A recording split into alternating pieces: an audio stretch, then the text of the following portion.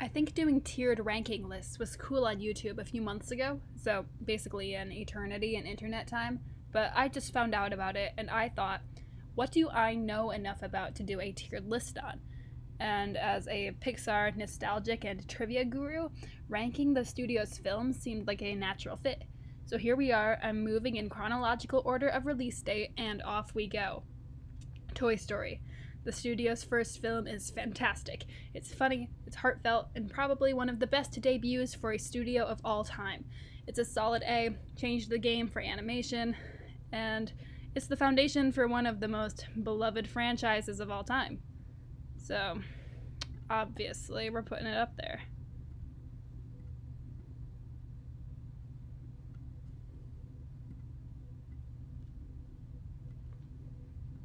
There we go. A Bug's Life, the second film. Not as good as their first. It's mostly forgotten, and I don't think anybody really cares about it. I heard that the Bug's Life area at California Adventure is getting bulldozed for some sort of Marvel thing, and to be honest, I don't think anyone will notice. It's a C. There we go. Toy Story 2, the rare sequel that lives up to the original. The new characters work, the story goes in a new and intriguing direction. There are iconic moments that have nothing to do with coasting off the original film, which is very important when considering whether a sequel is going to be remembered. I go back and forth on whether I prefer this one to the original, but right now I'm leaning toward the first one. But they're both A's. Yep. Monsters, Inc. This may be controversial, but I think Monsters, Inc. is an S. Yeah, really. It's a sentimental favorite of mine, but I really do believe it works on every level. The animation is cutting edge for its time. I mean, all of Sully's fur. The story is touching, and it makes you feel all the feels. It's one of the few Pixar movies that I believe legitimately holds its own as a genuine comedy. Much of this is due to the voice acting, which includes a knockout performance from Billy Crystal, and I just think it's overall fantastic. Next, Finding Nemo. Another sentimental favorite. The early 2000s are what I believe to be Pixar's golden years. They notch another S with Finding Nemo. The underwater world is beautifully rendered. I believe it still holds up today in 2019, and the story is touching and exciting, and one of Pixar's best in my opinion.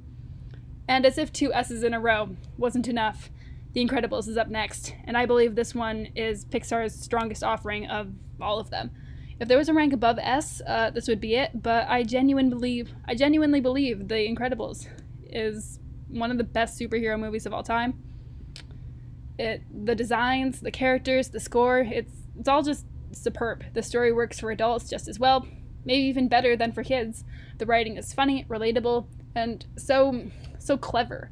There are so many iconic characters, phrases, action scenes, I can hardly believe all of it fits in one movie. But The Incredibles just takes the cake for me. I don't see them ever topping this one. I can't believe it came out almost 15 years ago. If it came out today, I think it would be just as much of a smash as it was then. Love it, love it, love it. Okay, enough gushing. Cars is a strange one. It gets a lot of criticism for being a stupid concept and a cliche story, but I really don't think it's all that bad. It looks worse when you consider the hot streak Pixar was on, making really innovative movies, but as far as your basic kids movie goes, this one does a lot right. The characters are cliches, but they're relatable and friendly. The world is stupid, but it feels lived in, and many of the designs are creative. If you think I'm wrong, check out Cars Land in California Adventure. No theme park land so cool can be built on that dumb of a concept. This is going to be controversial, but for me, Cars is a B. Yeah, I don't hate Cars. Sue me. Ratatouille. I could say so much about Ratatouille. Brad Bird is a genius. He gave us Pixar's most exciting film in The Incredibles and probably the most beautiful one in Ratatouille. The atmosphere in Ratatouille is so special. The score might be Pixar's best ever, and the story, it's just a lovely tale about art of all kinds, and the message is unique. And for me, and the older I get, the more special this one is. Ratatouille's an S. There we go. WALL-E. This one might be controversial too. While WALL-E does a lot right, there are things I don't like about it that other people don't seem to acknowledge. The beginning of this movie feels like nothing Pixar's ever done, before or since. It makes you feel uncomfortable in a way that most animated kids movies rarely do, and the character of WALL-E is the most relatable movie robot I've ever seen. However, I feel like the movie lags once Wall-E makes it to space, and the message that was so painfully on display in the beginning of the movie becomes preachy when you add dialogue and a contrived action plot on top of it. Wall-E gets a B from me. Everyone's gonna be really mad that Wall-E's next to Cars. Sorry. Up. People might get mad at this one too. The first 5 minutes of Up, okay, is one of the best short films I have ever seen. Touching, beautiful, full of most wonderful and painful and relatable emotions that we all experience as humans. It's iconic, we all cried. I could cry just now by thinking about it too much if I wanted to. The rest of Up is not so great. In fact, it's kind of meh. The plot is kind of dumb, and while it succeeds in making you cry, nothing about it is particularly clever or funny save the visual of the house and the balloons, which is iconic. In fact, I'm pretty sure that visual alone is the reason the movie got made. Then they had to come up with what the plot would be, and they got kind of lost. Anyway, it's a C, sorry. Can't help it. Toy Story 3. Toy Story 3 is a decent conclusion to the Toy Story trilogy. What you've got to appreciate about the Toy Story franchise is that each installment feels different and fresh somehow. This one is comparatively darker than the others, and while that's personally not my favorite, I can't deny that it's fun to see these characters again. Their plights are compelling, and in each movie we explore a new moral quandary that comes with life as a toy. This one has an interesting premise and some good new characters, mainly Cat and Spanish Buzz, the most iconic thing in the movie, and above all, a satisfying conclusion. It receives a B. Not my favorite Toy Story film, and I feel it's kind of overrated on the strength of its ending, but solid film. Here we go. Cars 2. I gave the first Cars a lot of leeway, but I just can't do that here. While I occasionally enjoy watching Cars 2 for kicks and giggles, I can't deny that it's just a stupid idea for a movie. It's a shameless cash grab that exists because John Lasseter enjoys spy movies and didn't feel like going through the effort of coming up with a new concept. So instead we get Mater as a spy. It's a shame that so many talented people had to work on this movie because it's just plain stupid. The plot makes no sense. Mater, while bearable as a sidekick, gets grating after a few minutes, and the choice to bump him up to lead character is baffling. I could say so much more, but the movie's just stupid. It's almost watchable on a so bad it's good level, but it's just dumb. I give Cars 2 an E. Brave. I'd love to love Brave, as it was the first Pixar movie with a female protagonist, and an interestingly designed one at that. But I don't have strong feelings about Brave, and I never have. It feels like a Disney movie that Pixar made by mistake. From what I've read, it seems that every attempt to make Brave unique and interesting was lost in the shuffle as the movie switched to directors and was almost lost in development hell. It feels like a movie that nobody quite knew what to do with, and thus it just trends on the side of being bland and boring. There's a good movie in Brave somewhere, but the plot just ended up being too predictable and cliché. The humor mostly falls flat, and the characters are cardboard cutouts. The designs are cool, but it's in service of a movie that just got lost on its way to its own vision. Brave gets a C. There we go. Monsters University. Not as innovative or tightly plotted as most of us like our Pixar movies to be, but as a prequel to one of my favorites, it gets a pass from me. Monsters U is a brightly colored, friendly, and quite often funny film that has a unique message about all of the times that you don't achieve your goals like you thought you would. A message that probably rings true for many of the writers and artists that worked on the film. Monsters University gets an A. It's almost a B, but it's an A. You know, why not? This is my list, not yours. Inside Out. It was heralded by many as a kind of return to form for Pixar, as it has a very unique premise, and the look of the world Pixar imagines inside the human mind is fresh and interesting. Pixar finally got the female lead thing right, and the film mostly works, but I would tend to put it in the overrated bin. Just on the basis of the premise, the film is emotionally resonant, and it has a really easy job of making everyone in the audience cry. In fact, that job is so easy that it almost made me a little cynical about it. Like emotionally manipulative.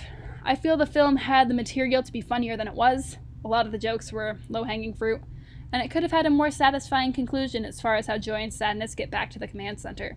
It all felt a little convenient for me, but it's mostly good. I give it a B.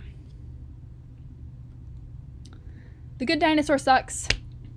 Okay, well that was a little blunt. The Good Dinosaur went through development hell, and I think everyone knew that it should have been canned long before it became too late and they had put too much money into it and had to release it to get some of the budget back. The interesting premise is neutered by how it's handled, making it a generic dinosaur movie instead of the what if dinosaurs never went extinct movie we were advertised. The character designs are tonally dissonant both to the overall tone of the film and the environments that they live in. The script can't decide if it's dark or for preschoolers. The stuff that's decent we've seen a million times in other films, and the stuff that's new is weird and stupid. Like the T-Rexes with southern accents who say things like, "let's ride," despite having literally nothing to ride. Oh yeah, and the main character is really annoying. If you couldn't guess already, this one's an F. Worse than Cars 2. How embarrassing. Finding Dory gets a pass from most people because they are charmed instantly by the adorable factor of baby Dory getting lost from her parents. It's easy to be blinded by the cuteness and overlook the fact that Finding Dory does not have a particularly clever premise. Unlike the Toy Story movies, which all have distinct tones, different, intriguing moral quandaries, and memorable new characters, this sequel feels like Finding Nemo, but it's an aquarium instead of a fish tank. Oh, and without the memorable characters. The only interesting thing about this movie is Dory's struggle with memory loss, and that struggle is then cheapened when she overcomes it by concentrating kinda hard and then remembering things. Then the film jumps the shark, no pun intended, get it, because fish, and suddenly a squid is driving a U-Haul. Finding Dory gets a D from me. Confession. I have not seen Cars 3 or Coco. I know. It's been 2 years and I haven't bothered to see either one.